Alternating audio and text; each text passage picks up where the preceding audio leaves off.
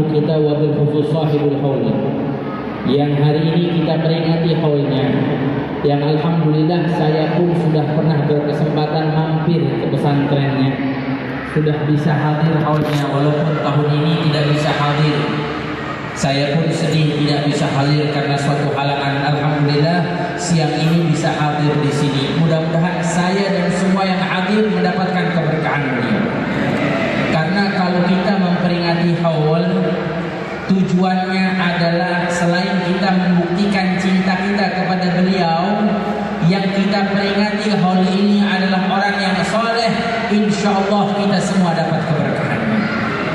Karena orang yang hidup dan orang yang sudah meninggal itu punya hubungan erat. Kalau kita memperingati haul orang yang soleh, yang ahli ibadah, kita yang memperingatinya dapat pahala Allah, dapat rahmat. Kalau kita mendoakan, memperingati haul atau membacakan doa untuk orang-orang yang jauh dari Allah, insya Allah mereka di alam kuburnya mendapatkan rahmatnya Allah Subhanahu wa ta'ala. Kita punya urusan dimudahin sama Allah, yang usahanya dilancarkan oleh Allah. Karena apa? Berkah. Banyak orang mungkin punya usaha besar, tapi kalau tidak ada berkah percuma. Rizkinya pun tidak berkah, rizkinya pun tidak manfaat, sebentar-sebentar habis, selesai. Tapi kalau orang yang mendapatkan berkah, yang dekat dengan Allah, mudah-mudahan kita semua menjadi orang-orang yang mendapatkan keberkahan. Manusia itu punya dua gambar. Manusia itu punya dua rupa. Kita punya rupa zahir, kita punya rupa batin. Rupa zahir ini kita sebut namanya fisik. Wajah kita, badan kita ini namanya rupa zahir. Rupa batin ini namanya hati.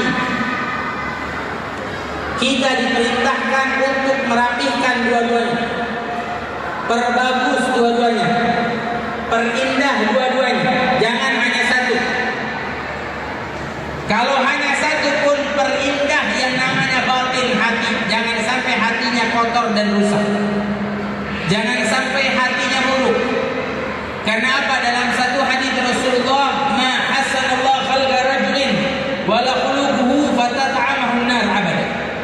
Kata Rasulullah, kalau ada orang yang sudah fisiknya tidak bagus, namun hatinya juga tidak bagus, maka apa? Dia hanyalah untuk makanan api neraka nanti. Makanya kita baca dalam Al-Quran, Qu anfusakum wa ahlikum nara wa quduhan nasu wal hijara. Ingatkan dirimu dan keluargamu tentang api neraka. Perhatikan itu. Kenapa? Karena api neraka bahan bakarnya itu batu-batu dan manusia.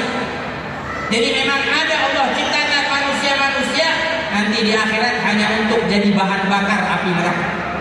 Mereka yang ketika mereka ditenggelamkan di api neraka, maka semakin panas api neraka. Makanya di sini diajarkan oleh ulama kita dan Rasulullah SAW membimbing kita untuk merapikan duanya. Mohon maaf, jangan hanya kita merapikan fisik. Orang laki merapikan fisik, dia olahraga biar kuat, dia olahraga biar bisa pukul orang, tapi lupa hatinya tidak dirapihkan. Kuat tenaganya, tapi hatinya tidak pernah kuat. Hatinya tidak pernah sabar, hatinya tidak pernah tabah. Ini namanya bagus fisik, tapi hatinya gak bagus. Makanya kalau ada orang yang bagus fisiknya disebut fulan hasan al-khalq, si fulan ini bagus rupanya. Kalau orang yang hatinya bagus disebut fulan hasan al-khuluq, si fulan ini hatinya bagus, akhlaknya bagus. Jadi ada dua macam, yang diperbagus bukan hanya fisik, hati juga. Kan kita sering mengajak, kalau kita ngajak baca doa, apa doanya? Allahumma kama hasanta khalqi fahasin khuluqi. Ya Allah, sebagaimana kau perbagus fisikku, wajahku, perbagus juga hatiku. Inilah yang dituntut, inilah yang diperintahkan. Sampai ada satu ulama bilang, namanya Syekh Muhammad bin Alwan, kalau ada orang tangannya diperhatikan, tapi lupa hatinya nggak pernah diperhatikan, ya badan kita siapa yang makan nanti? Jenazah kita siapa yang makan nanti? Cacing sama belatung, apalagi kayak saya, cacing sama belatung girang. Senang dia, katanya Habib Bagir badannya gemuk, dagingnya banyak. Betul nggak? Iya. Makanya kita juga jangan hanya memperhatikan fisik, yang perempuan juga begitu. Mohon maaf, banyak percantik wajahnya, tapi lupa mempercantik hatinya. Lupa sabar, lupa tabah, lupa yang namanya memaafkan, lupa sama yang namanya mewajarkan, lupa mengasihi, menyayangi. Ini yang perlu kita perhatikan. Makanya kalau kita pengen dua-duanya rapi, dua-duanya bagus, dua-duanya indah, contohnya hanya satu orang. Mau tahu teladannya siapa? Nabi kita Muhammad. Kan disebutnya wa kana sallallahu alaihi wasallam ahsanan nasi khuluqan wa khalqa. Rasulullah itu paling bagusnya manusia khuluqan wa khalqa. Akhlaknya dan juga ciptaannya. Mohon maaf, Rasulullah dalam bentuk ciptaannya indah. Rasulullah lahir sudah disunat. Rasulullah lahir mahtunan, sudah disunat. Kita ada nggak yang lahir sudah disunat? Belum ada. Rasulullah lahirnya sujud. Kita lahirnya tengkurap apa ngapain ya? Rasulullah sujud lahir. Dan Rasulullah punya fisik indah. Sampai Sayyidina Hasan bin Thabit pernah puji, wa ahsanu minka lam tarabattu ain. Yang lebih bagus dari engkau ya Rasulullah. Ini dipujinya depan Rasulullah. Jadi kalau ada orang di luar sana bilang kita nggak boleh puji Rasulullah, sayang sekali. Kenapa? Karena para sahabat memuji Rasulullah. Kenapa kita tidak boleh memuji Rasulullah? Sahabat bilang wa ahsanu minka lam tarabattu ain. Yang lebih bagus dari engkau ya Rasulullah, mata belum pernah melihatmu. Saya nggak pernah lihat orang lebih bagus dari engkau, lebih indah dari engkau, lebih baik fisiknya dari engkau. Saking tampannya Rasulullah. Kata ulama bilang ketampanan Rasulullah jauh dibandingkan ketampanannya Nabi Yusuf. Ada orang pengen punya anak, dia bilang doain Habib anak saya biar ganteng kayak Nabi Yusuf. Saya bilang salah. Boleh seperti itu, tapi yang lebih ganteng lagi Nabi kita Muhammad. Lebih tampan lagi Nabi kita Muhammad. Kata ulama, itu kegantengannya Rasulullah SAW itu luar biasa. Jauh di antara yang lainnya. Kalau bisa dibilang Rasulullah SAW itu gantengnya 90%. Gantengnya Rasulullah dibandingkan Nabi Yusuf beda. Kalau Nabi Yusuf gantengnya masih bawa fitnah. Betul apa enggak? Pernah dengar ceritanya? Tangannya kebelah. Tapi kok Rasulullah nggak ada cerita begitu. Kata ulama bilang kalau Nabi Yusuf gantengnya masih ada fitnah, orang lihatnya masih senang. Tapi kalau Nabi Muhammad, orang lihatnya saking gantengnya itu haibah membawa. Kan kata Imam Tirmidzi dalam Syamilnya, man ra'ahu badihatan haba. Siapa orang yang memandang wajah Rasulullah pasti segan hormat dengan Rasulullah. Saking gantengnya Nabi Muhammad. Mohon maaf, banyak di luar sana orang ganteng tapi kayak bencong begitu. Betul nggak?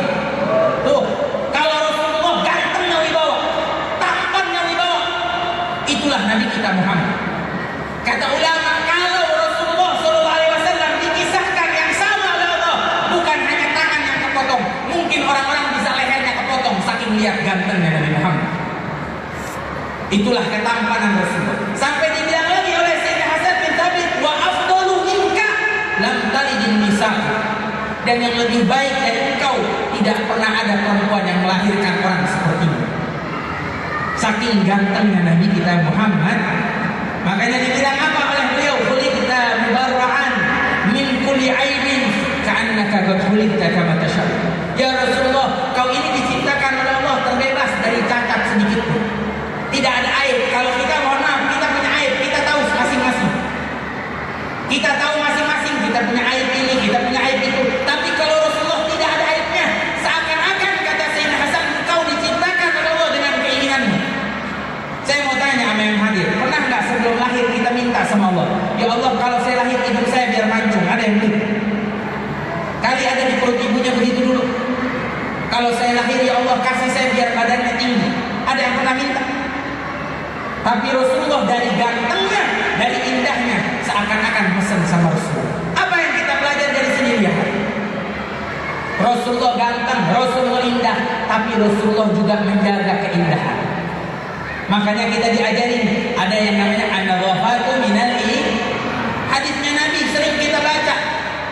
Tuh an-nadhafah, kebersihan sebagai dari iman, itu kebersihan dua arti. Kebersihan lahir, kebersihan batin. Lahir yaitu diri kita, tempat kita, tinggal kita, ini kita jaga kebersihannya. Ini perintah Rasulullah, ini amanat Rasulullah, kita jaga. Rumah kita jaga. Rasulullah biar kata ganteng, tapi Rasulullah mandi bersih. Apalagi kalau mau ketemu istrinya, Rasulullah mandi bersih.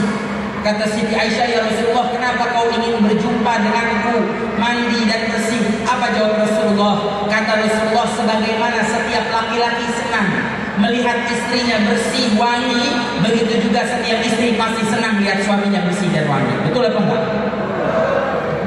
Makanya kita jaga. Rasulullah potong kukunya rapi. Ini malah orang kita sekarang macam-macam. Ada yang kukunya disengajain panjang sampai menibet-nibet begitu. Panjang benar, sampai 1 meter ada. Rasulullah SAW pakai wangi-wangian. Kata Rasulullah, aku tidak mencintai dari dunia kecuali 3 perkara. Apa di antaranya? Atik, wangi-wangian. Padahal Pak Bu, Rasulullah sudah wangi. Kalau jalan tuh keringatnya Rasulullah bau minyak misi kasturi. Sampai pernah ada sahabat ngambilin keringatnya Rasulullah dari badannya Rasulullah, sengaja ditaruh di botol supaya kalau mau sholat dia pakai itu keringatnya Rasulullah. Saking wanginya minyak misi kasturi. Tapi Rasulullah biar kata wangi, nggak pernah lepas minyak wangi. Senang dengan minyak wangi. Kita juga harus begitu. Makanya biar bersih, biar wangi. Rasulullah SAW nyisir rambutnya. Sampai dalam kitab Syama'il Imam Tirmidzi disebutkan oleh Imam Tirmidzi, Siti Aisyah itu sering nyisirin rambut Rasulullah. Saya mau tanya ibu-ibu di sini, siapa yang hari ini sudah nyisirin rambut suaminya? Ada nggak Bu? Bu, ibu pulang. Masih ada apa udah pulang Bu? Tuh, Siti Aisyah nyisirin rambut suaminya. Istri-istri kita lupa. Mudah-mudahan insya Allah istri-istri di sini besok nyisirin rambut suaminya. Kalau yang botak juga sisirin aja Bu, yang penting ikutin Rasulullah. Biar dapat pahalanya insya Allah.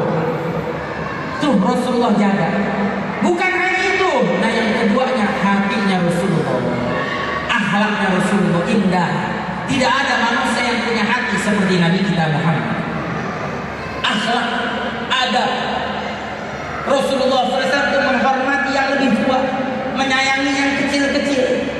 Rasulullah SAW itu kalau berbicara dengan akhlak, mohon maaf, zaman kita sekarang banyak orang ngajarin cara bicara. Sungguh semuanya hampir keluar dari ajarannya Rasulullah. Banyak orang di zaman kita ngajarin kita cara bermuamalah, berhubungan, bertetangga tidak seperti yang diajarkan oleh Nabi kita Muhammad. Lihat Nabi Muhammad, akhlaknya indah sampai mohon maaf. Kita tahu ada sebuah ayat Allah berfirman, wa innaka la'ala khuluqin. Tahu nggak ayat itu kapan turunnya? Turunnya waktu Rasulullah SAW di perang Uhud. Bibirnya Rasulullah terbelah kena pedang, keningnya Rasulullah kena pedang, perutnya Rasulullah tergores pedang, sampai darahnya ditadahin sama Rasulullah. Aku tidak diutus oleh Allah untuk melaknat, aku diutus membawa hidayah. Malah Rasulullah berdoa, Allahumma ghfir li qaumi fa innahum la ya'lamun. Ya Allah, ampunilah dosa-dosa kaumku karena sesungguhnya mereka tidak mengetahui. Lihat akhlaknya Nabi. Sama musuh aja begini, apalagi sama sesama musuh. Lihat. Makanya turun ayat Allah puji akhlaknya Nabi, wa innaka la'ala khuluqin 'azim. Itu kalau dalam ilmu balaghah kalimat la'alla itu bagaikan fars. Khuluqin 'azim itu farsnya. Nabi Muhammad itu adalah apa? Adalah farisnya. Tahu apa faris dan faris? Faris itu kuda. Faris itu penunggang kuda. Jadi kata ulama ahli balaghah, dalam ayat tersebut maknanya akhlak yang mulia itu bagaikan kuda, sedangkan Nabi Muhammad itu bagaikan penunggang kudanya. Mana yang lebih tinggi? Mana yang lebih agung? Nabi Muhammad la'ala khuluqin 'azim, di atas akhlak yang agung. Bayangkan, itulah Nabi kita Muhammad. PR-nya buat kita, ayo kita contoh akhlaknya Nabi. Ayo kita teladani akhlaknya Nabi. Lihat Nabi kita Muhammad SAW, akhlaknya mulia. Para sahabat Rasulullah dengan Nabi bagaimana akhlaknya? Hormatnya Rasulullah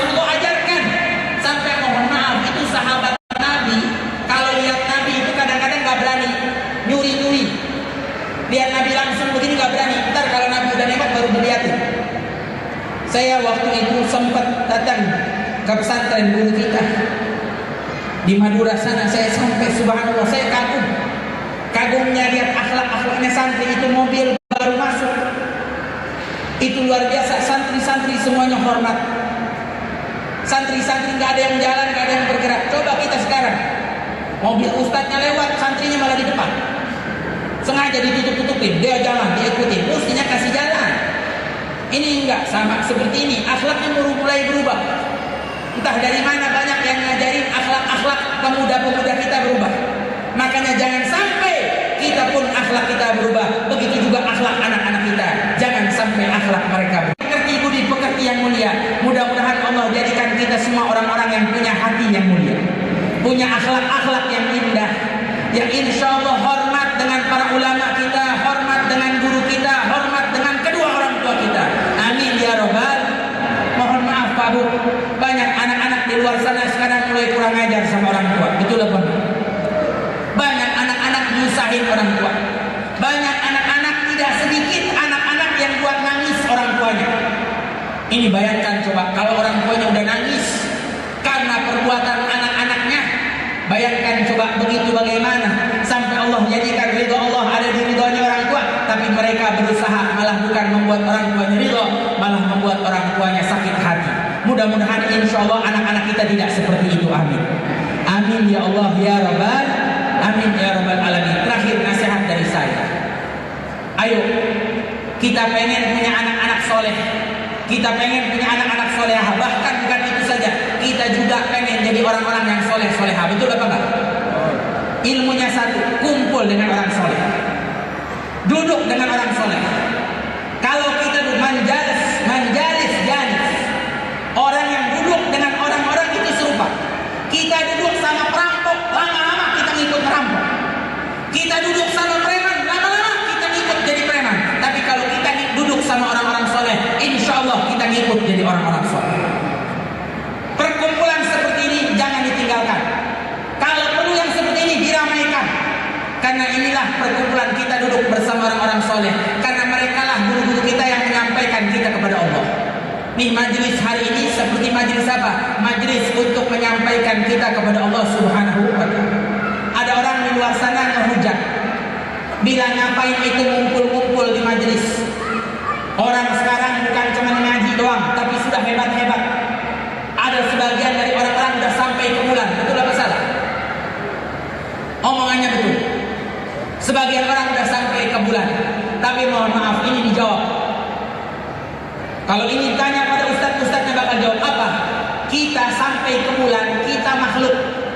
Bulan juga makhluk. Tapi kalau kita kumpul ngaji seperti ini, kita sampai kepada Allah pencipta, bukan makhluk lagi.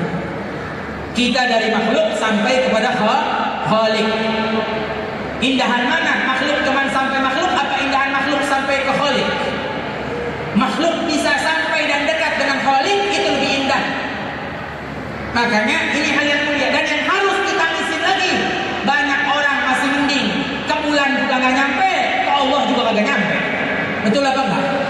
Ngaji juga nggak mau, ke bulan juga nggak pernah nyampe. Pinter juga enggak, pelajaran dunianya juga nggak pinter. Ini namanya mesti ditangisin yang seperti ini. Tapi insya Allah kita nggak seperti itu. Amin ya Rabbal Alamin. Terakhir saya mau ajak baca sholawat, boleh nggak?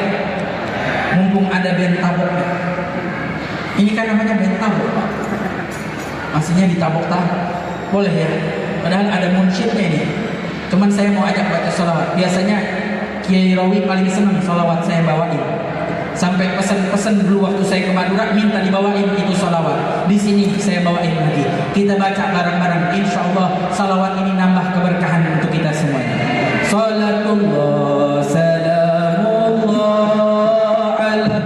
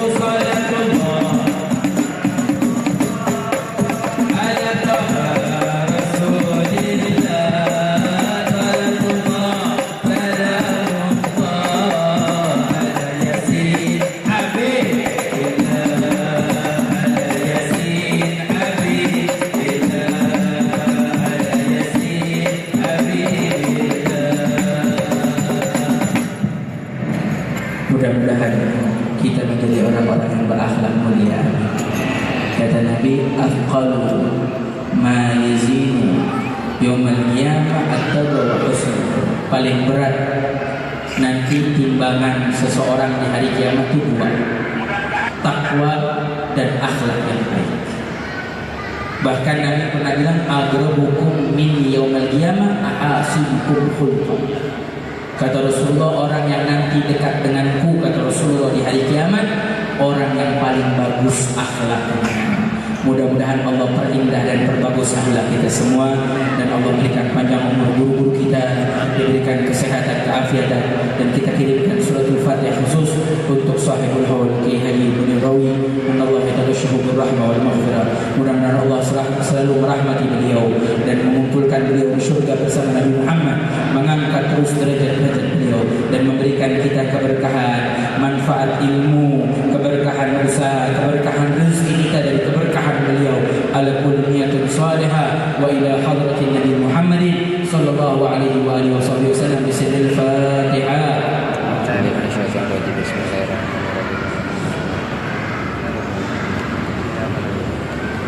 Doa kita minta putra sahabat.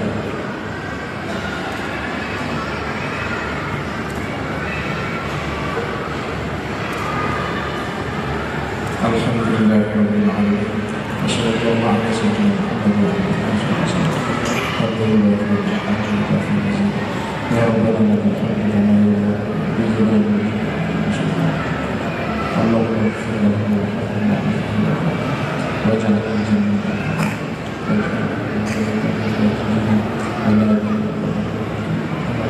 Allahumma ighfir lahu warhamhu wa'afihi waj'alhu jannatan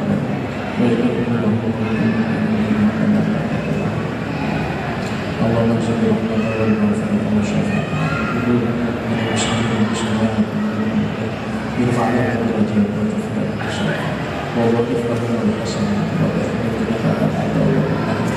يا يتكفل يبني إلى ربك والمغفرة فادخلي في عبادك اللهم إنا نسألك من خير ما سألك ورسولك سيدنا محمد صلى الله عليه وسلم ونعوذ بك من شر ما سألك سيدنا محمد صلى الله عليه وسلم اللهم اختم لنا بحسن القول وتوفنا بالإيمان صلى الله عليه وسلم سبحان ربك رب العزة عما يصفون وسلام على المرسلين على الخير terhadir doa yang terakhir.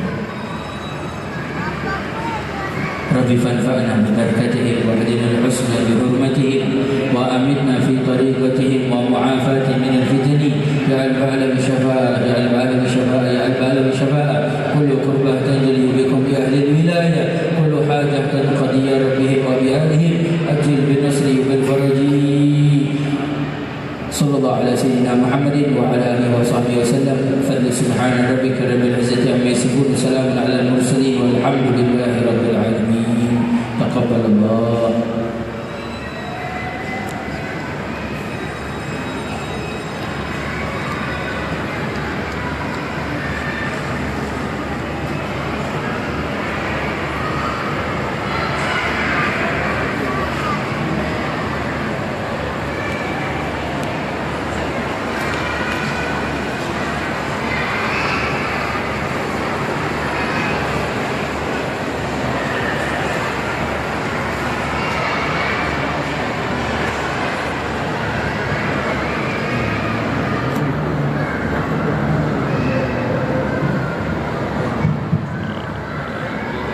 Terima kasih kami aturkan kepada Hadratul Habib Habibana bin Alwi bin Yahya yang sudah menyampaikan tausiah yang sangat luar biasa sekali. Semoga tambah cita kepada Rasulullah SAW.